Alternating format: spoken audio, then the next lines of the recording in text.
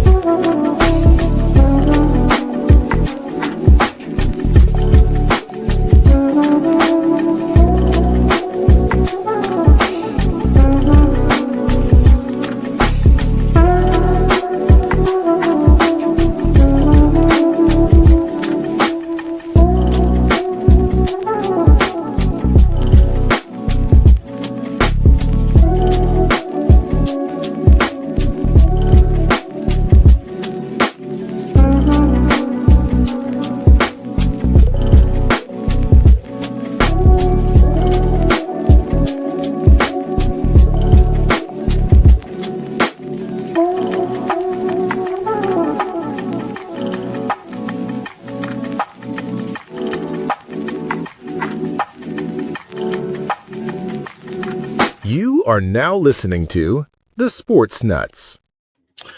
Yes. Ladies and gentlemen, and I guess that blank screen to the side of me, which is Big Ben, who should be hopping on. All right, there you go. Ben, what's up, man? All right, hey, man. First off, everybody, welcome to another great episode of your favorite sports talk show. We're thrilled to have you join us today. But first, let's give a special shout out to 95.5 FM KFCE, TigerNation.live, and the other 7 radio stations that we air on, as well as the now 49 countries we also air on. So we want to thank you guys for that. Ben, hope you're doing well. How was your week, man? It's been awesome, man. Just glad it's Friday. Thank God it's Friday. Right. Oh man, same here, man. I can't wait to just relax for a bit, man. It's been a bit kind of a crazy week, man. As y'all see, man, it's just me and Ben here. Brandon and Shane, they had other obligations they had to kind of take care of today, but it's all good, man. We're gonna host this show gracefully and show you guys how Brandon really should be doing it. But we're gonna let that lay for a little bit, man. Don't tell him I said that. So tonight, guys, we have a special treat for everybody here today. Our guest, he played for the Seattle Mariners. His name is Braden Bishop, and afterwards we still have a lot to discuss. But first, let's go ahead and add Braden to the show. Braden, how's it going, man? What's up, fellas? How are you? Thanks for having me. Oh yeah, man. Like I said, man, we really appreciate having you on today, man. We appreciate you taking your time out to come spend it with us, man. So I guess we'll go ahead and hop right on to it. So, Braden, I got a little question from Brandon. He wanted to kind of kick things off with this. Brandon says, it's truly an honor to speak with you today about your journey, but what was it like to get that call that you're going to be on an MLB roster? And what was one of your favorite seasons that you participated in? Good question. Well, let me preface it by when you announced me as Seattle Mariners, people were probably like, who? And I think it just goes to show you, and I actually just saw a video of this, there aren't that many major leaguers, in the history of baseball, but there's levels to it, and I was right there at the bottom. Nonetheless, I got there. But, I think I had built this up in my mind of I'm going to get told, I'm going to get called in the office. They're going to be videoing it, the stuff you see on social media. Mine was so anticlimactic. The manager just pulled me aside during batting practice and was like, hey, do you want to go to Japan with us? Because that's where we're opening the season. Mm-hmm. And I was like, yeah, of course. And it was just so definitely not what I had built it up to be. But, that's how I found out is he basically just pulled me aside and asked if I wanted to be part of it. And that was that. The best season wasn't necessarily the one I spent the majority in the big leagues. It was actually, I was going back and forth, and I ended up getting designated for assignment that year. Mm-hmm. But I ended up being in Sacramento for the Giants in the minor leagues. And that's like where my family was at. So I got to live at home that year. I had the best year of my career. My son was born. It just happened to be the year the Giants won the pennant on the last day. So they weren't really calling anybody up. Yeah. And so that was probably like the most fulfilling year of my career. And so I played a little bit at the start in the big leagues and then majority in the minors, but that was definitely like the most like fulfilling year for sure. Okay. Ben, go ahead.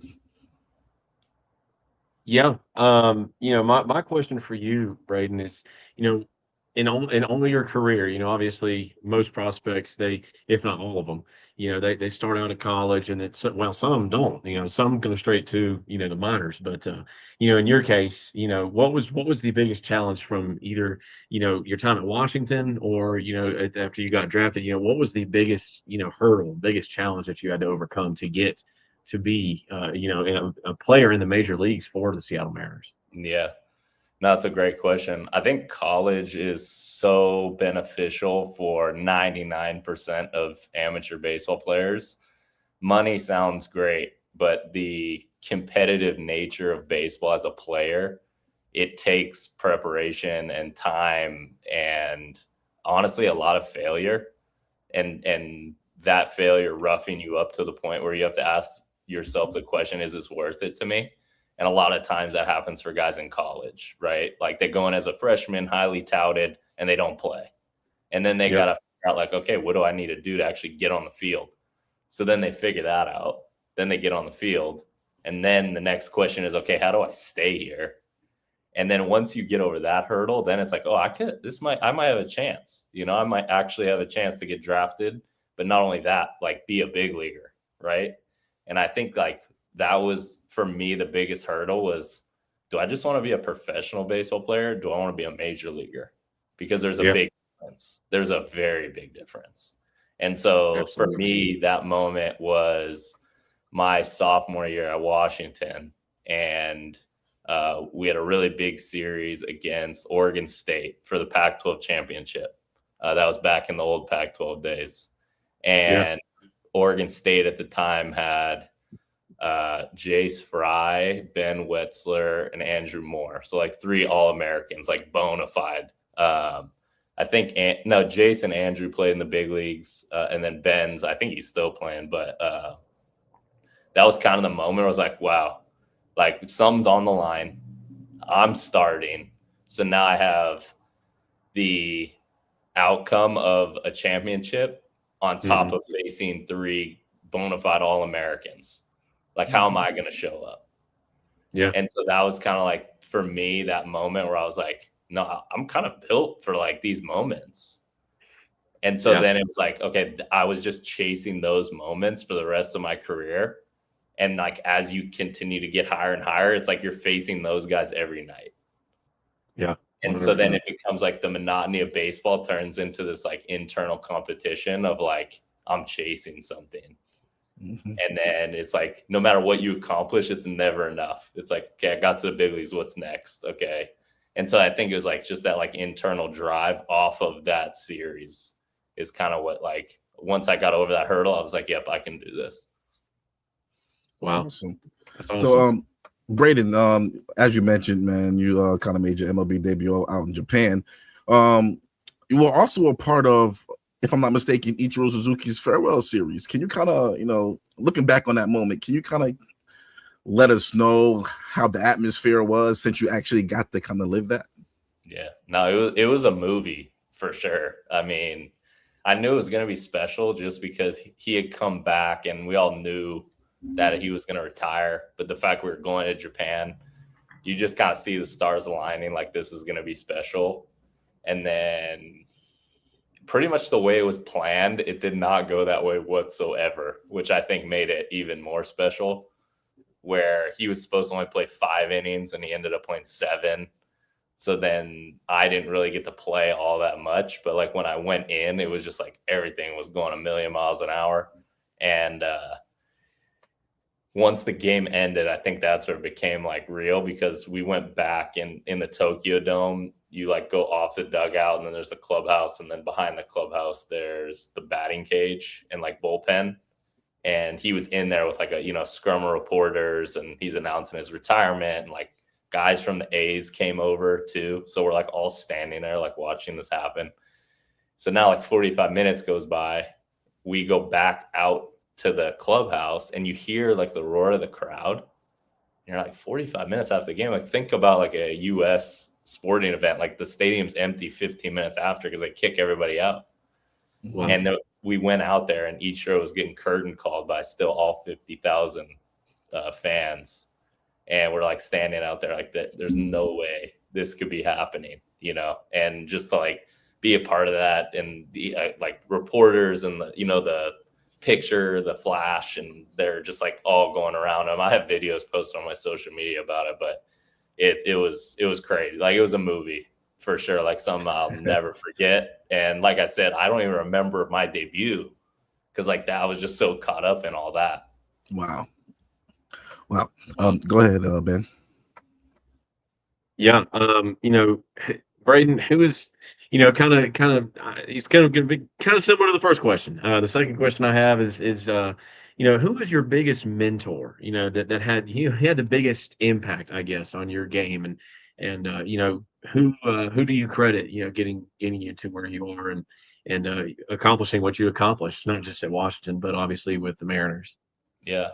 I mean, I think my dad obviously laid the foundation, you know, from like a very early age of like, hey, if you want to like do this, like you got to go all in, like everything, right? Like the way you approach school, the way you approach your relationships, you know, the way you like handle your business around the house, it all has to be with like an intention.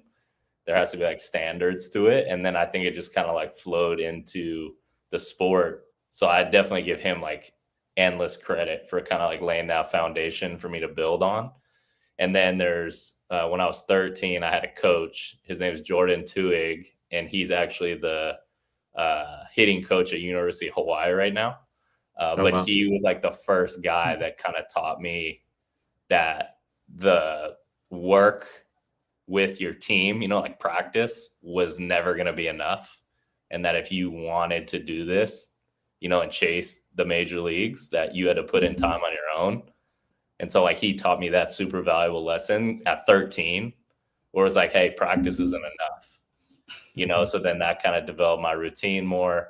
And then I had you know, hitting is very complex, right? Like you have certain people who swear that this is the way. And then you have somebody on the other side say, no, this is the way. But then you go watch a major league game, everybody hits different.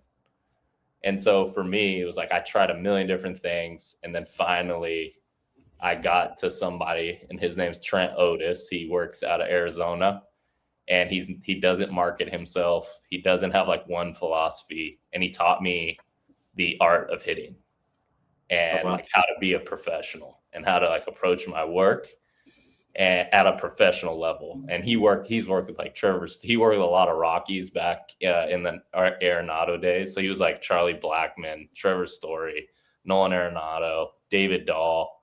Some big names.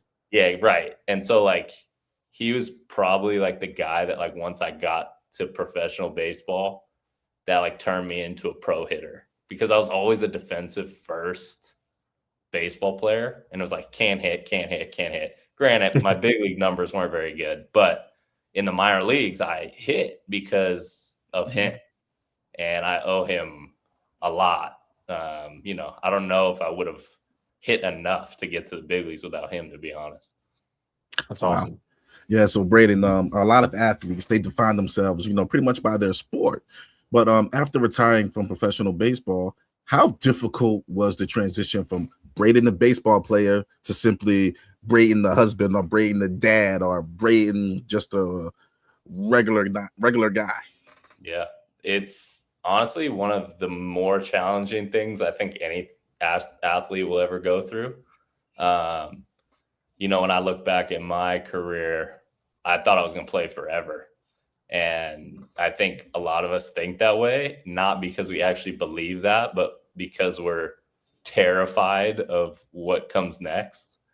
And so now I actually talk about it a lot, especially when I was working at the Boris Corp with a lot of like guidance and advising with amateur players. It's like, hey, you can simultaneously play and work on your craft and be a professional at the same time. Like you're focused on, hey, when this thing does end, like where does my identity lie? And like, what am I interested in? And like start building that profile because it's super, super important because it is going to end for everybody at some point. Yeah, totally. Hey, Braden. What's going on there? Brandon made it. Brandon Hey, made I it. just wanted to come on and say hey to you, and thank you for coming on. We're finishing up softball here, but I want to say it's a real honor that you're taking time out of your evening to come on our show, and it really does mean a lot to us. Absolutely. Glad I could be here. Brandon, So, you look and hot. You look hot. I'm man. I'm not. Like, I'm roasted. It's hot. I'm not saying physically, you know, aesthetically pleasing to the eyes. I'm talking about like hot, like, whoo, it's like 100 degrees outside. Yeah, it's a sauna, and we're back at it again tomorrow. So, Okay. hey, Okay. Braden, if you could do me a favor, my daughter hears you. Can you say good luck tomorrow, Addison, so she hears you? Yeah, good luck tomorrow, Addison. Is she a pitcher or hitter or both? She is second base in center field. Oh, perfect. Love it. Go hit a homer. He's telling you hit a home run. So thank you. All right, Braden. Well, I'm gonna hop off here, man. I wish you the best, and we'll talk again soon. Sound good, man? Absolutely. Sound good. Thank you. Yeah, appreciate it. All right, we can go and kick him off. Nah, but let's see what was that. Okay, Man, so got to Braden- make sure we're doing our thing. Yeah, I know, right? So, Braden, pretty much, you know, you've experienced success, setbacks, injuries, promotions, and ultimately retirement. Do you have any key moments that during your career that kind of taught you the most about yourself? Yeah. Honestly, probably more than I could actually explain. But I think the way that I look at it now, because it's easy when I look back, like, damn, that was an inflection point, right? Like if I made a different decision, who knows where I would have been.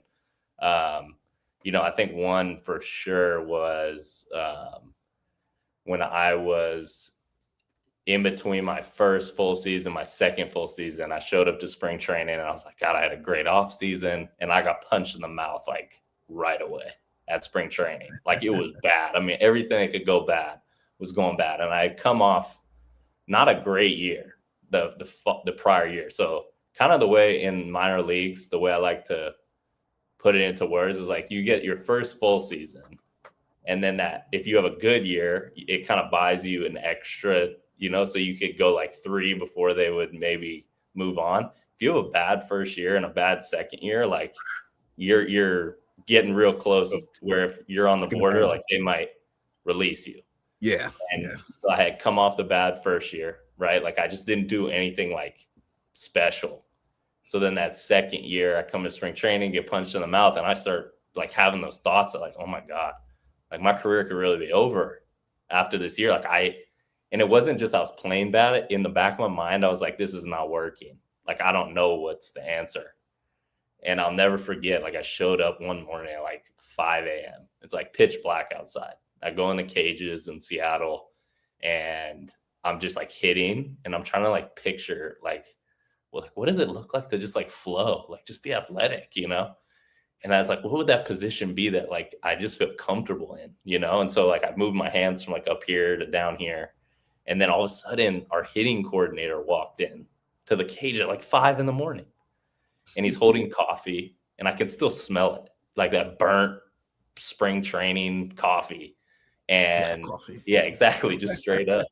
And he comes in the cage with me and he was just like, hey, you know, let's figure this out. And so he puts the ball on the tee and we just hit and hit and hit, developed this routine.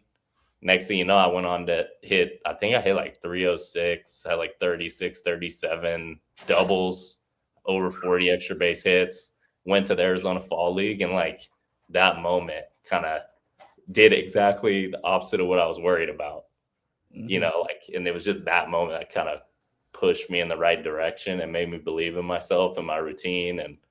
And you know how it is in sports. It's like so much on confidence, right? Like you have to ride that. Oh yeah. Ben, go ahead. Totally.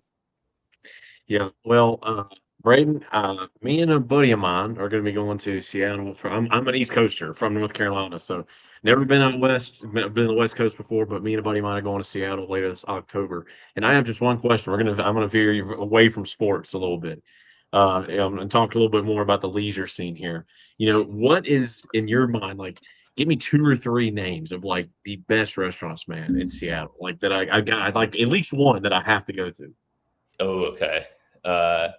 So there is a sushi spot that Ichiro used to get catered to our clubhouse all the time called Japanesa.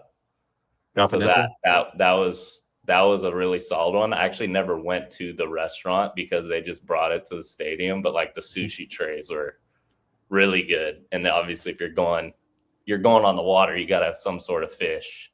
Yeah. Not a restaurant specifically, but the first Starbucks coffee is at Pike's Place Market. Yeah. And then there's a lot of good stuff right around that area. And then I'm trying to think. There's a dumpling house called Din Tai Fung. It's like a West Coast specific, I think. But that's right there downtown Seattle. They're super good. Sweet. Thanks, man. Okay. So, Braden, I kind of, this question is, I guess it's kind of, I'm not gonna say it's double layered, but can you kind of tell us the differences in a day in the life of somebody in the minor leagues and then a day in the life of somebody in the majors? Like, what were the differences in those days for you? I think in the minor leagues, you want to spend as little time as possible at the stadium, where in the major leagues, you want to do the opposite. And I think it's just like from a resource standpoint, it's just night and day. Like you can't even compare. I mean, even AAA, like in the major leagues, every clubhouse on the visitor side has to have a full weight room and then has to have private cages for the visiting team. So you just have the ability to, when you get to the stadium, you run your whole routine, right? Like if you get there and warm up and lift and do your hitting and then obviously the food, every clubhouse home and away, you have chefs and so it's just like the resources in order to if focus on your nutrition, obviously your movement and your strength, your hitting, your baseball, and then obviously the stadiums are, beautiful. So like that piece, it definitely helps get better. Where in the minor leagues, if you're on the road, there is no visitors weight room. So you got to go in the morning, to some public gym. Wow. Some stadiums only have one cage. So like during the game, you can't hit if you're not playing because it's on the home side. Wow. So like that. And then obviously traveling commercially or by bus, that wears on your body big time. You're sitting middle seat on a Southwest plane, or in the big leagues, you drive the bus right up to the plane, you walk on the plane, you have a first class seat that lays flat, they give you sleep mask and a blanket, so it's just like the resources for you to be successful and like just focus on you is there. Right. And I think that's like the beauty of it is like, if you earn that, like you got to pay your dues a little bit. Yeah. So it's pretty much like you're going from the Motel 8 to the Hilton, pretty much. It's kind of gotcha. Exactly. All right, ladies and gentlemen, his name is Braden Bishop. Braden, can you tell everyone where they can find you on social media, please? Yes, for sure. So pretty active on Instagram. My handle is Braden Bishop 1. And then I do have a Substack where I kind of write about all the stuff that we talked about more in depth. And then also just kind of like those transition points, those forks in the road that we talked about, kind of like where my head was at in those moments. I'm way better at writing it down than I am verbalizing it. And my Substack's called The Human Standard by Braden Bishop. The Human Standard by Braden Bishop, okay. And then I release a new article every Monday. So we'll see until I run out of ideas. Yeah, I'm definitely going to check that out. All right, Braden, once again, like Brandon said, myself included, and Ben here too as well. Shane, who's also not here as well, we thank you for coming on. We definitely got to get you back on here, man. We got to talk about what's actually going on during the baseball season and things like that, okay? Yeah, that's awesome. I'd love to come back. You just let me know. All right, Brady. Thanks a lot, man. You have a good one. Thanks, guys. Take care, man. All right. Ladies and gentlemen, that was Mr. Braden Bishop. Again, we're so thankful that he can grace us with his presence. Moving on, though, to our next topic. 82 years ago tomorrow, which means 82 years from June 6th, as today is June 5th, for those who are, a little inclined here. The largest full-scale invasion happened by the entire world, as it was D-Day. Nearly 400,000 men were involved, and it was the day that the world stood up to tyranny and said no. The world has fewer and fewer World War II veterans in the world, as we advance in age.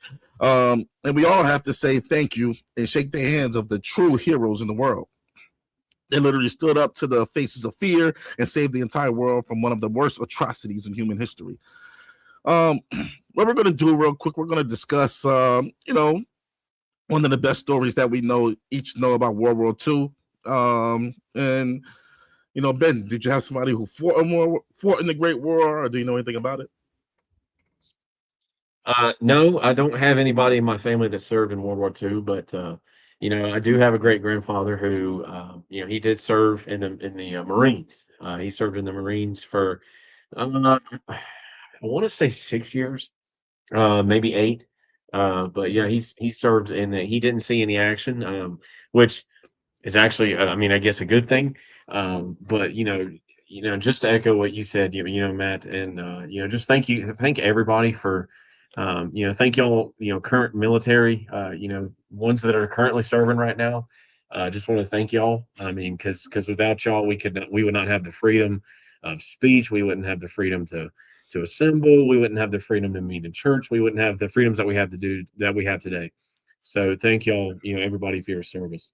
And for those that have lost their lives on the battlefield, protecting and dying for our country, we thank you. We thank y'all too, and praying for those families too. It's never an easy thing to deal with, the death, especially losing a loved one on the battlefield. So thank y'all, thank everybody for your service. And I always try to make it a point, every time I see a serviceman, every time I see a Vietnam vet or a World War II vet, I always say thank you for your service, man, because those are the real backbone of our country, man, for sure. Yeah, and thank God out there. I'm such a history buff, man, that I paid attention in social studies classes and things like that. But at least you pay attention. History class, world history class, I paid attention. So for those who don't know, I can't even speak. Forgive me, guys. I'm under the weather a little bit today. World War II was the deadliest conflict in human history. It was fought from 1939 to 1944 or 45, I believe. It began when Hitler and the Nazi Germany invaded Poland. That triggered kind of like a war across Europe. The Axis powers, who were Germany, Italy, and Japan, they fought against the Allied powers, who was the United States, Great Britain, and the Soviet Union. The war saw historic battles. The Holocaust came from that. Unprecedented destruction all around the globe. It ended in 1945 with Germany's surrender in May, and Japan surrender in September after the U.S. dropped the bomb on Hiroshima and Nagasaki. More than 60 million people lost their lives, man, and that goes down as one of the biggest battles in U.S. world history. So shout out to all the veterans out there, man. Anybody who's still alive from that time, as it was a long time ago, man. So it just shows how fast time is going, man, and things of that nature. But moving on to get it back on sports. The NBA Finals, here we go, Ben. The NBA Finals got underway the other night, and we saw the New York Knicks pull off the Game 1 win over the Spurs. This is shaping up to be a great NBA Finals. Could we maybe see an upset with the Knicks? And it is an upset because of how good the Spurs. Is it an upset because of how good the Spurs have been playing all along? You know what? To me, I think the upset would be if the Spurs won, because the Spurs are the younger team. They're the younger team, man, much younger team. Those guys on the Knicks have been in the league for 10 plus years, man. Cat been 10 plus years. Rookie of the year, 20-10 guy in Minnesota. OG Anunoby was in Toronto. I don't know if he was in Toronto when they won with Kawhi. Maybe he was. I'm not sure. But maybe he came right after. I'm not sure. But they got Mikal Bridges, Jalen Brunson. These are veterans, man, in the league. And if you go to the Spurs, I don't think nobody's in the starting lineup besides De'Aaron Fox has been in the league for over 5 years. So 5-6 years. Maybe Keldon Johnson, maybe Devin Vassell, but they're right there 4 or 5 years in. So tell me, man, what do you think is going on so far in the finals, man? Give me your take on it. Let me know what you think is going to happen. Let me know your thoughts about Game 1 if you saw it. I saw it. I will say this. I think the big reason why I think that the Knicks won is because they had 9 turnovers as opposed to the Spurs 13. That right there is a fairly damning stat. That I was watching with my brother, and I told him at the time. I said, "Look, this looks like the Spurs look like, at least in Game 1, they looked like a very youthful team." The amount of times that I'm not trying to discredit the Knicks, but a lot of times that the Knicks got a turnover was because the Spurs just handed it to them. The Spurs just gave it away, bad passes, throwing it out of bounds, whatever the case may be.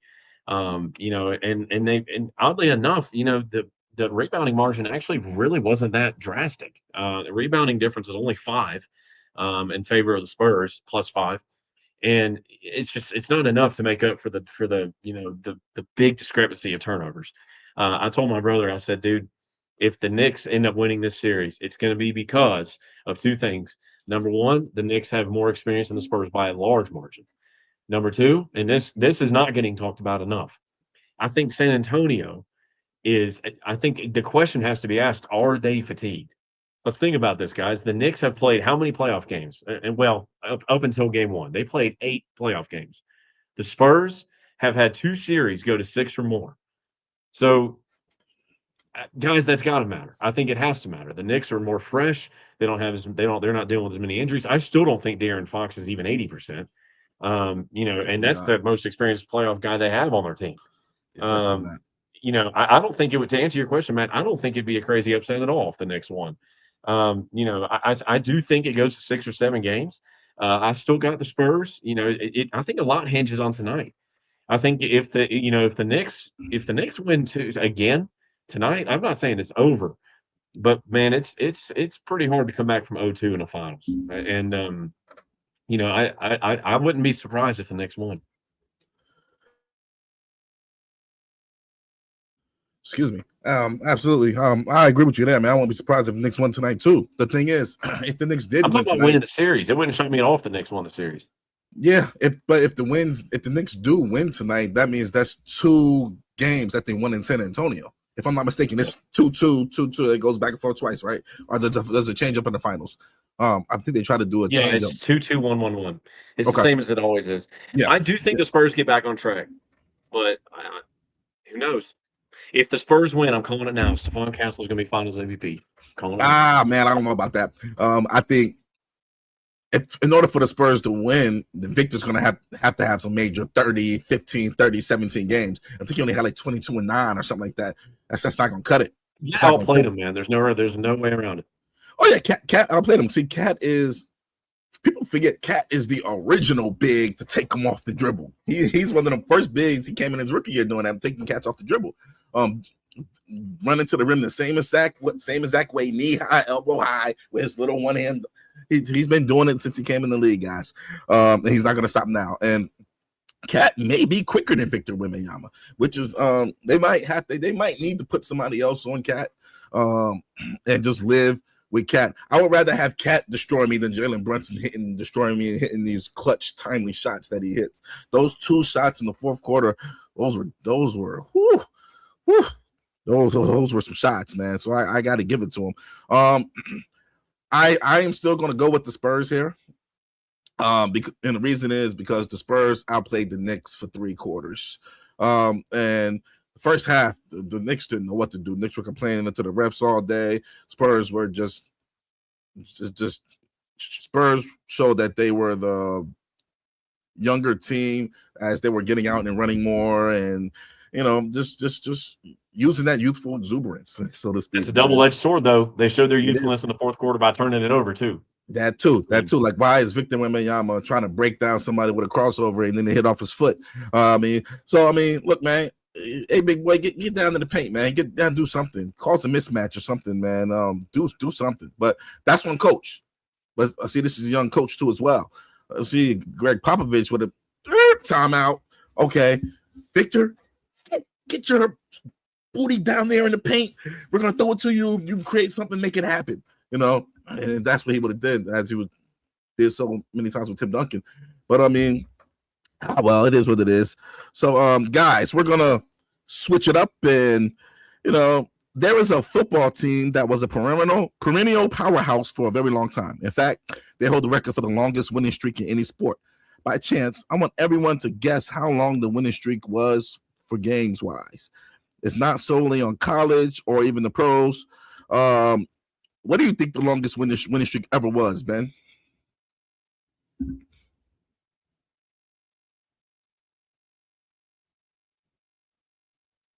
Lost you there, Matt. Oh, did you lost me? I'm back. Can you hear me now?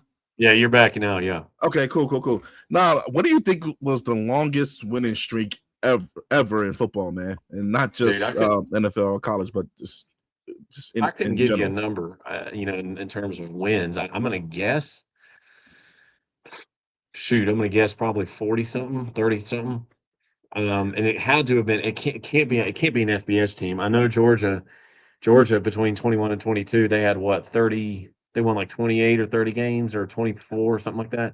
Something like that. I mean, it's not Georgia. It can't be a D1 team. It's got to be like a Ferris State or a Tusculum or a Lindenwood. It's got to be one of those kind of tiny like D2 kind of schools. Huh. And of course, I wish I knew the answer, but Brandon did not put the clip in or put the thing in. So let me find out. That's a great question. Let me find out. That is a good question. I think that it has to be. Let's see. It might be Princeton. I know Princeton had a huge run, like way back in what the tens or the 20s or something like that. They had a good run. That'll be. Here we go. De La Salle High School in California. They had 151 consecutive wins from 1992. We're including high school. Okay. Yeah, 1992 to 2004. De La Salle. Hey, man. Yeah, I figured it was going to be one of them or St. Thomas Aquinas or somebody like that. Yeah. Yeah, man. Greatest winning streak in football history. De La Salle between the Spartans, 151 consecutive games. That's a lot of games, man. That's a lot of games. I know the answer. It's too late. We already got the answer, man. We Did you share the slide? You didn't put the slide in here, Brandon. Oh, sorry. Yeah. And actually, they made a movie about it actually too. You said what? No, I'm not blaming y'all. No. They made a movie about it too. What was the movie name? It's like something. I talked about it with John earlier. I'm trying to remember, but it's literally about the Salle High School. They won 151 straight games. Type in the school name, type 151, and it'll tell you what the movie's called. When the Game Stands Tall. Yeah, that's what it is. Yes. When the Game Stands Tall. Okay. Hey, that's pretty cool that there was and it literally was, when I saw that, I was like, oh my God, that's really neat. And the fact that they did it for so long too. Yeah, it was over a decade long, from 1992 to 2004. Yeah, it's crazy. And the thing about that, almost every kid up until 2004 never lost a game. That's insane. I mean, which means that doesn't that mean they won 12 state or 16 straight championships or 14 or 12? Isn't that right? Yeah, they won 12 straight. They won 12 straight state championships. Good gosh. Did they produce any NFL players? Yeah, quite a few actually. Oh yeah, quite a few. I think half of their entire roster ended up going pro at one point in life. Yeah, they're up there with the IMG academies in the modern days of the world. Yeah, absolutely. Well, I just want to chime in. Sorry, Matt. You're fine. Look, man, Maurice Jones-Drew came from out of there. I mean, MJD. Man, saved me in fantasy football a lot of times until he stopped forgetting how to get into the end zone. But hey, okay, MJD, oh man. Damn. Oh, all right. That's great. All right, let's move on to the next topic here. Have fun, guys. All right, man. Sports unites us. Whether one having a bad day, week, month, or even a year, one often turns to sports to escape the reality of the outside world. But there are often sports stories that are bigger than sports itself. Maya Johnson, former pitcher for Belmont University softball, has a story that makes you think outside the box. Maya was diagnosed with lupus, which is an autoimmune disease that attacks your own cells. Well, she almost died a few times, almost quit softball as a whole, but she didn't. She didn't let the horrible disease define her. She was a top prospect out of high school, and her story is remarkable. In fact, the fact that she overcame her struggles thanks to sports. She beat chemotherapy to treat her lupus and won. And this year, she was selected to play for the Oklahoma City Sparks Pro softball team. So, share a sports storyline that profoundly changed your life after hearing it. Ben? Yeah. I think, the first name that came to mind was a man, and a lot of y'all may know this guy. I'm going to play a little bit of trivia. Let's see how many people can guess it. All right. This man, he beat leukemia, or excuse me, he beat Hodgkin's lymphoma in 2016. He was a running back drafted 3rd round, 105th overall to the Pittsburgh Steelers. Born in Erie, Pennsylvania, now plays for the Arizona Cardinals. Anybody guess who it is? Man by the name of James Conner. James Conner was the first man that came to mind. You want to talk about a guy that just, he went to hell and back, man. Just to get back on the field. Forget to get back on the field, just to fight for his own life. He's a fighter, nothing but a fighter, and I definitely hope that man. I hope he gets traded because Lord knows he ain't going to be playing in Arizona right now. Oh man, between Jeremiah Love and Trey Benson, I hope he gets traded to a team that will actually use him. He's still got, in my opinion, I think he's still got a lot left in the tank. At least as a goal line back at the minimum. Love James Conner. Fun fact about James Conner: he actually at one point was the highest selling jersey in the NFL among rookies in 2017. So, James Conner, man, definitely a feel good story, but. He's just a really, to me, one of the greatest examples, at least in recent memory, of just guys that had to overcome, everything, not just to get back on the gridiron, but to, just to fight for life at all. Love James Conner. Absolutely, man. There's a couple of guys you could really do. Muhammad Ali had Parkinson's disease, man. Yeah. You want to talk about the ultimate? Let's talk about the ultimate here, man. Magic Johnson and HIV. He beat it. So he was diagnosed with that in '91. Mario Lemieux, man, Hodgkin's lymphoma. He beat that. Same thing with James Conner had. Wilma Rudolph had polio.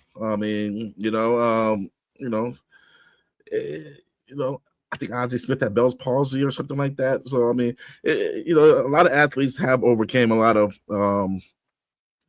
things, and we're happy that they were able to kind of do that. Let's go ahead and hop into our sports stories, man. Ben, you got a sports story you want to share? I do. Ladies and gentlemen, going back to the NBA for a little bit. Game 1 of the NBA Finals last year. For those of y'all who don't know, unless you've been living under a rock, the Thunder and the Pacers played the Finals last year. Now, the reason I bring this up is because apparently a lot of people don't know that they played the Finals, or they didn't care to watch them, because an interesting statistic came out earlier this week that shows that there's a 90% jump in NBA Finals Game 1 viewership from this year to last. What that says to me is that I think it's good for the NBA and for America as a whole that the Spurs won Game 7. I'm not going to try to ruffle no feathers beyond that. All I'm going to say is that the Spurs being in the finals is the best thing that could have happened for the NBA, and the viewership count suggests just that. I mean, if you want to deep dive into that, is it because it's the Spurs? Because for a while or for a No, long it's time, because the Thunder ain't in it, brother. I know, but for a Let's long read the tea time. leaves here. But remember though, man, for a long time, the Spurs had a rap of quote unquote being boring. They're anything but that now with Victor Wembanyama. Could it be because the Wembanyama effect, the alien effect, as they see? It's a little bit of both. Could be. And who did the Thunder beat last year in the finals? Thunder beat the Pacers. You think that has something to do with it? That it has a lot to do with it because guess who the other team's playing? Oh. New York. New York Knicks. It just so happened to be the fourth largest city in the world. So I think or third or fourth, something like that. I think that the viewership is so high and jump because it is New York, and you got all of but I do think there are a lot of neutral fans that would have tuned out, man, if the Thunder were playing game one. I don't know, man. I think I'm going to tell you this. I don't think it's such a bold take to say that Oklahoma City Thunder are more hated than the Kansas City Chiefs are. I don't think that's too bold to say. Well, I really don't. Yeah, well, it's because of the flopping. It's the shit. Yeah. This Alexander flopping. Of course, they hated. Nobody wanted to see those boys get back there. That's why everybody was happy about the Spurs. That's why everybody's cheering for the Spurs. But now, like I said, we got a bigger task now. The bigger task is these New York and their fans. Can't have them win. The Spurs need to pull out all the stops tonight. You know what? Like a true Atlanta Hawks fan, ladies and gentlemen. You know what? No, the Knicks are going to win. The Knicks are going to win. Knicks are going to win the championship. Knicks are going to win the series. The Knicks are going to win everything. Backtracking now. He's backtracking. The Knicks are going to win. This is what I'm going to do. This is what I'm going to do. And the reason why I'm doing that is because I don't want the Knicks to win, so I'm jinxing them. The Knicks are going to win. So that's what I'm doing right now, man. But I don't know, man. I mean, we got star power. This is everything you want in the finals matchup. New York versus you got Texas down there. New York's in the finals, man. I mean, I think that has a lot to do with the viewership, man. I honestly do. So I'm gonna have to see those numbers and see what the viewerships from East Coast and the viewerships from like around the globe. They usually have those maps that show that. But all right. So right now we are going to go to everyone's favorite segment here. I still got to get used to finding out where all of these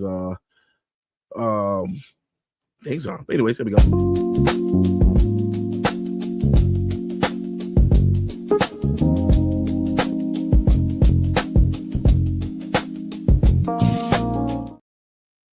Honorable mentions. I'm gonna go first here. First honorable mention is gonna go to Rick Brunson.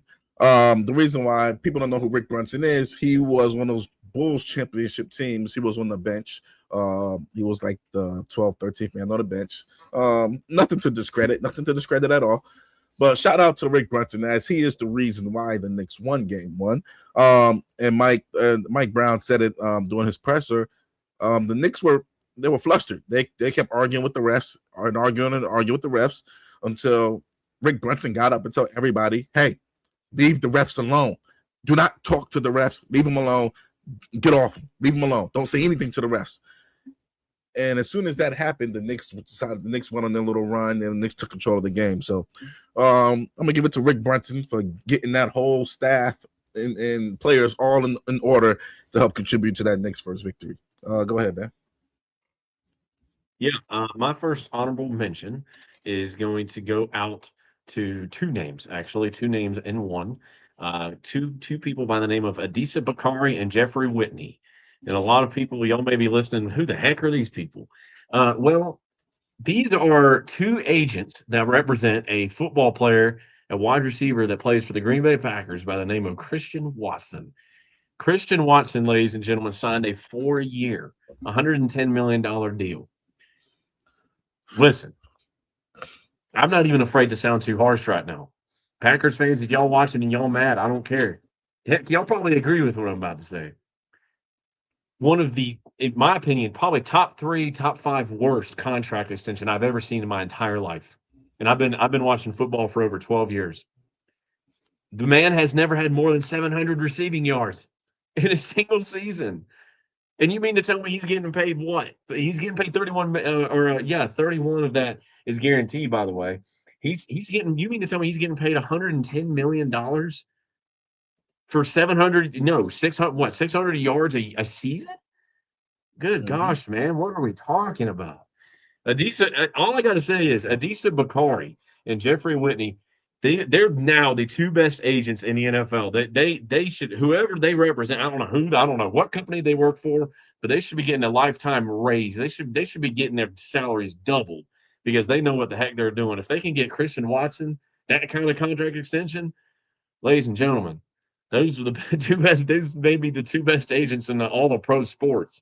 Every NFL player should be back. They should be banging down their door for them to be their agents. I'm gonna go ahead and say this. Though the production does not match the contract, you're not going to find a 6'4", 6'5" wide receiver that can run as fast as Calvin Johnson. You're not gonna find that, and that's strictly what he was. That's strictly what you said. What? You mean Christian Watson? I'm sorry. What did I say? You said Megatron. Calvin No. Johnson. I said you're not going to find another person 6'4" with the speed of Megatron, and that's what Christian Watson has. He's 6'4" with the speed of Megatron. That's what he has. But who cares? That's what he got paid for. So obviously they know something that we don't. I wouldn't be surprised if he came out and had a great season. Although he only has 600 yards in all of these games, you got to understand. Look, he got no more than 60 targets throughout the season. I'm looking at his target ratio now, 66, 53, 53, 55. For good players, they get over 100 targets. I'm pretty sure if he would have had over 100 some targets, he would have produced 1,000-yard seasons. But they were more of a run-first team, which they've been for a while now, dating back to the days of Eddie Lacy. But I don't know, man. We're gonna see. It's gonna be a lot on him. It's gonna be a lot on him, man, because he has a lot of money, man. And that's wide receiver one money. So we gonna see. Greatest wide receivers get targeted. We can use the excuse of he hasn't gotten targeted all we want, but the greatest wide receivers get targeted. They get thrown the ball to 7, 8+ times a game. Well, I've seen some games he's not being targeted suggests to me he's not worth that money. I've seen some games where Jordan Love only threw the ball 12 times. I mean, I've seen a few of those games. That was last year. I mean, they just gave the ball to Josh Jacobs and was like, yo, let's just get out the way. But I don't know. This tells you maybe they're going to start throwing the ball a lot more. Or maybe they got more faith in them. Maybe they're going to implement a game plan. But, I mean, we'll see, man. We'll see what happens with that. For me, my honorable mention, we're going to keep it in the NFL. My honorable mention is going to go to our new Madden cover guy, Caleb. The guy that picked his fingernails. Bears quarterback. Yes, guys. He is the new cover boy for Madden, which he has nothing to worry about now, as the Madden curse is no longer in existence. I think. Who broke that curse? I forgot who broke that curse. It's a myth. It's a myth, but it was valid. It was valid up to a point, and then somebody broke it. It was valid up to a point. So I will say, Pat Mahomes won a Super Bowl after being the Madden cover. So, but he shared the cover with Tom Brady. The Bears are going to win the Super Bowl. He shared the cover with Tom Brady that year, though. He shared the cover with Tom Brady that year. No, I'm talking about the year before. I'm talking about the year before when he had it all himself. Did he win a Super Bowl after that year? He did. Okay. All right. Oh, that must have been the year after. Yeah, because he burst onto the scene that first year. And okay. Yeah, I can see that. All right. Go ahead. You got another honorable mention? I do. Shout out to the Carolina Hurricanes for overcoming a 2-0 deficit in the third period last night, beating Las Vegas 4-3 in overtime. Ladies and gentlemen, I will admit, not the biggest hockey fan. I don't watch a ton of hockey, but my father, man, he's a big Hurricanes fan, man. He yelled at me last night. He's like, man, you got to come watch this game. And I'm like, all right. So I had to go down there and see what all the hubbub was about.